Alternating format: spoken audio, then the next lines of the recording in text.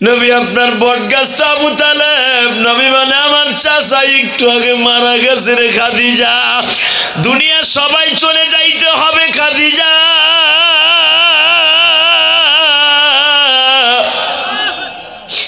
কিন্তু আমার সবচাইতে কষ্ট রে খাদিজা, চাচা চলে গেছে দুঃখ নাই, আমি অনেক চেষ্টা করছিলাম কালেমা পড়াইতে পারলাম না।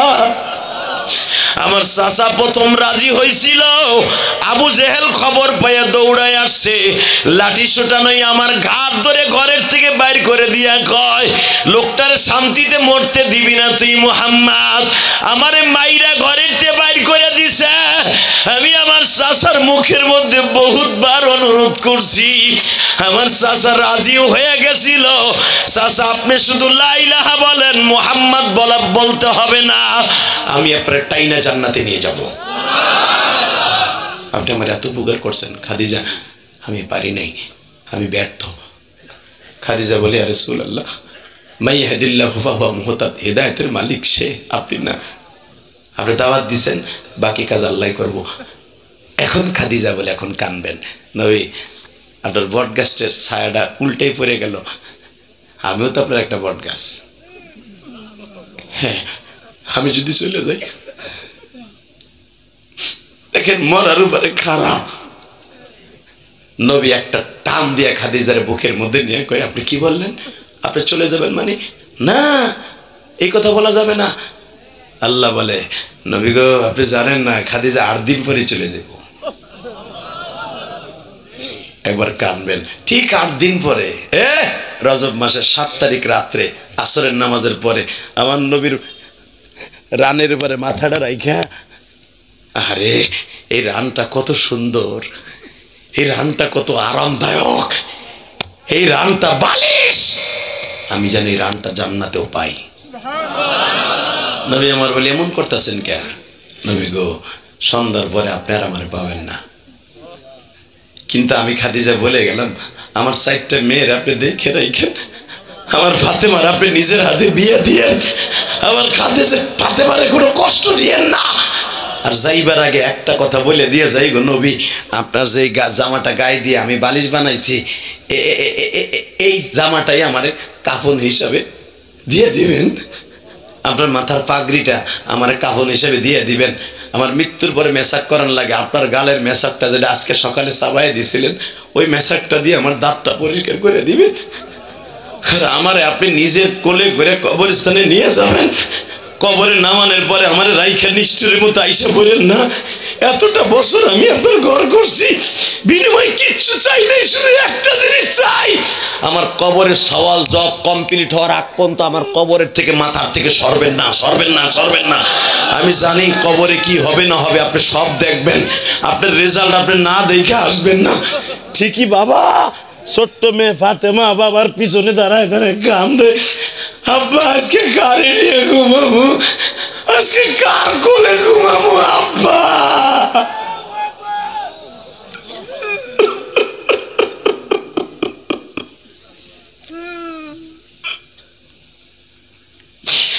ফাতেমার গালে চুমা দিয়া বলে মারে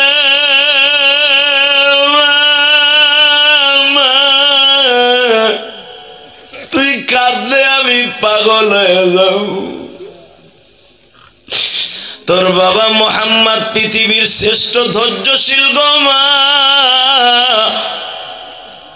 তোর বাবা তার মায়ের পেটে থাকতে বাপ হারাইছে, 6 বছর বয়সে বাবার কবর দেখতে যাইয়া মাকেও হারাইছে, মাকে হারাইবার পরে যেই চাচা আমার দায়িত্ব নিল সে হারাইয়া গেছে, যেই দাদা আমার পৃথিবীর শ্রেষ্ঠ সন্তানের মতো দেখে লালন পালন করলো 8 বছর বয়স পর্যন্ত, ওই চাচা আমারে রাইখা চইলা গেল, আমার দাদা 8 বছর পর্যন্ত রাইখা চইলা গেল, আমার চাচা 8 দিন আগে গেল গো ফাতেমা।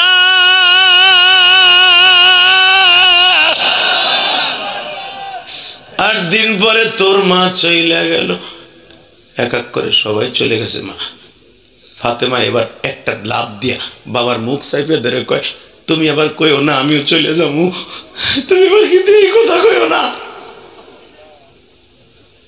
না মা, হয়তো এত তাড়াতাড়ি আল্লাহ মারি নিবে না। আসলে আপনাকে কষ্ট হয়ে গেছে, হ্যাঁ মুনাজাত করে আল্লাহুম্মা আমিন। আরে হ তো কোনো আওয়াজ ফাওয়াজ নাই কি বোবার মতো আওয়াজ শুনবা মিয়া? আমার আওয়াজ বোবার মতো আমি করিও না, হুনিও হবে না। রেডি? আওয়াজ দিও মা। হয়তো আল্লাহ পাক তোর বিয়ে আমার নাতি নাতকে না দেখে মওলায় আমারে নিবে না মা, নিবে না, নিবে না, নিবে না, নিবে না মা, মা নিবে না, চিন্তা করিস না। ফাতেমারে এই কথাটা বলার সাথে ফাতেমা মুচকে এসে দিয়ে আজ থেকে আমার আব্বাই আমার আব্বা, আমার আব্বাই আমার মা। এইবার তাকান এই মহিলার গোষ্ঠী, দেখো স্বামীর সাথে সদাচরণ করলে তার ফলটা কি হয়। নবী আমার মাথার কাছে এইভাবে বয়ে রয়েছে মাকামে হুজুন, হ্যাঁ মা খাদিজার কবর আমি জেহাদি 17 থেকে 18 বার জিয়ারত করছি। এ ভাই এই যে লাইট হলে এই যখন ওই সিটটা খালি না, ও হেন হয় তোমার জায়গায় হোক।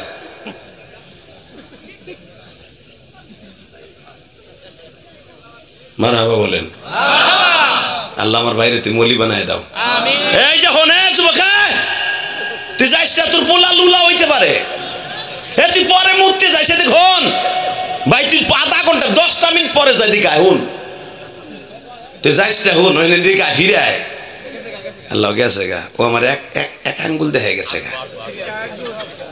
ভাই তুই 10 মিনিট বইয়ে যা, 10 মিনিট চাইপে রাখতে পারবি না? ও তুই ওই গোষ্ঠী না, এই যে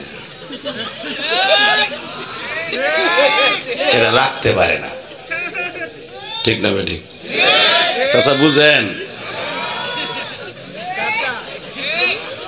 দয়াল খাজা সেই পার্টি, ঠিক না বে ঠিক?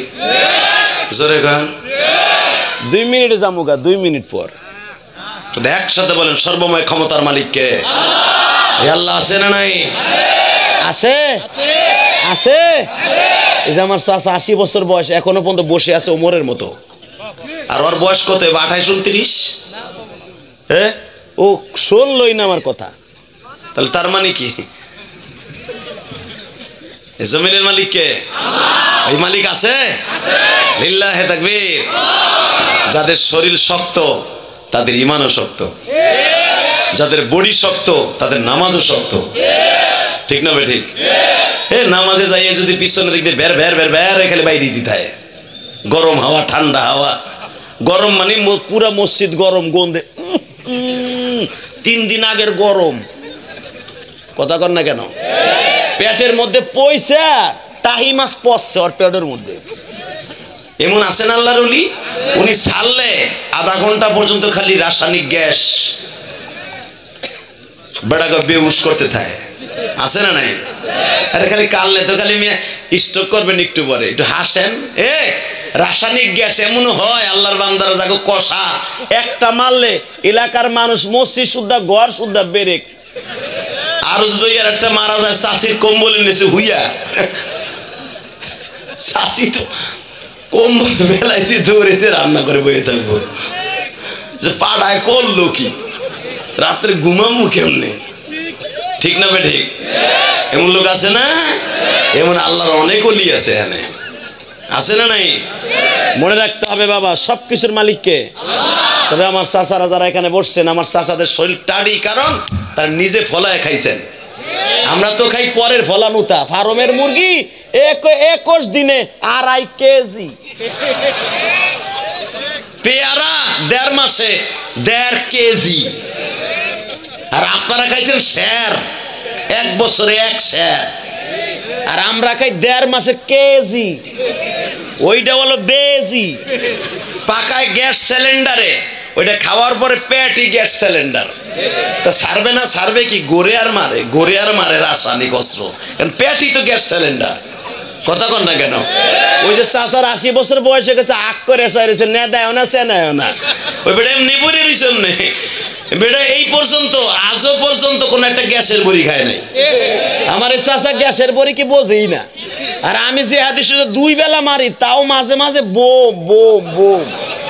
আমার কথা আমি কই, আমি যে সারি তা কই না, বুঝাইলাম আর কি। আল্লাহু আকবার বলতে পারলেন না?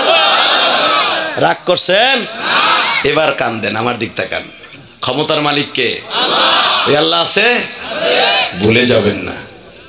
বলার সিস্টেমও নাই। আলেমদের সাথে বেয়াদবি করবেন না। এই যে দেখেন চরমনে এলাকায় কত বকা বকছেন আওয়ামী লীগের দালাল, হাসিনার দেওর, হাসিনার জামাই, কত কথা কইছো গো বিএমপি আলারা, জামাত আলারা, কইছো না? আমি কিন্তু চরমনের মুরিদও না, চরমনের দলও করি না, কিন্তু ভালোবাসি কেন জানো? এটা হক তরিকা। এ পাগল ছাগল, এতদিন বক্সর বেড়ারে সর্বপ্রথম শেখ হাসিনার পতনের জন্য 1 নাম্বার অগ্রনায়ক নায়েবে আমির ফয়জুল করিম। তোমরা যেই চান্দু যেই কথাই কও, সর্বপ্রথম আর্মিদের সাথে প্রথম তাদের ব্যারিকেড ভেঙে ঢাকার বুকে একমাত্র ঝাঁপিয়ে পড়েছিল শয়কে চরমোনাই। যেই সকালবেলা তোমরা নামতেও সাহস পাও নাই, আর্মি এমন ভাবে ঘেরাও করছে শহর। আমি টাউনে ছিলাম, আমি জানি না বাবুবাজার ব্রিজের করে সচিবালয় প্রথম ঘেরাও, আর্মিদের প্রথম ব্যারিকেড ভাঙছে ফয়জুল করিম। রেজাউল করিম পরে আসছে, 3 ভাই একসাথে কাপড় পিঁধে নামছে। 3 ভাই শপথ করছে 6 ভাই লাশ পড়লে 6 ভাই একসাথে পড়বে। 10 মিলে করি কাজ, হারি জিতি নাহি লস মিয়া। 6 লাঠি যখন একসাথে কেউ মারে, ওর বাইসে থাকার কোনো সিস্টেম থাকে না। আর মালিক তো একজন উপরে বইয়ে রয়েছে হারে পতনের করানোর লেগে। কথা কন না কে? মন খারাপ তা মুখ ধরে মনে এমন কে বাগুনের বিচি টানটা শুনি তুমি মাইকেলা। একসাথে বলো, সর্বময় ক্ষমতার মালিক কে? ওই আল্লাহ আছে। এবার বলেন, ওই আল্লাহর জন্য যদি কখনো ডাক আসে, আর একটা বার ইসলামী একটা দল ক্ষমতায় নিয়ে দেখেন। ইসলামী দলটা ভোট দিবেন না, এটা আমরা জানি। যতই আমরা কই কাম হইব না, ভোটের সময় ঠিকই ওই যে ঠিকই মারবেন। আমি কোন দলের নাম কইনি, ঠিকই মারবেন, কিন্তু মনে রাখবেন আপনার ভোটটা কোথায় যাচ্ছে, কার বিপক্ষে যাচ্ছে। অমুক দলের জন্য রক্ত দেবে, যে রেজাউল করিম বলে গেল, রেজাউল করিম বলে গেছে না যে আপনি রক্ত দেব। কার লেগে রক্ত দেবেন? রক্তকে আপনার বাফের। কারো যদি রক্ত শূন্যতার শরীরে ব্যারাম হয়ে যায়, পৃথিবীর এমন কোন ডাক্তার নাই 1 ফোঁটা রক্ত আপনার শরীরে উৎপন্ন করে দিতে পারে। রক্ত বানায় কে? রক্ত দিব তার জন্য এবং তার নবীর জন্য। পচা জাহান্নামী নেতার জন্য রক্ত দেব না। সে যে দলেরই হোক না কেন। ঠিক না বেঠিক? কষ্ট হয়? 2 মিনিট। আব্বা চলো বাসায় যাই। মা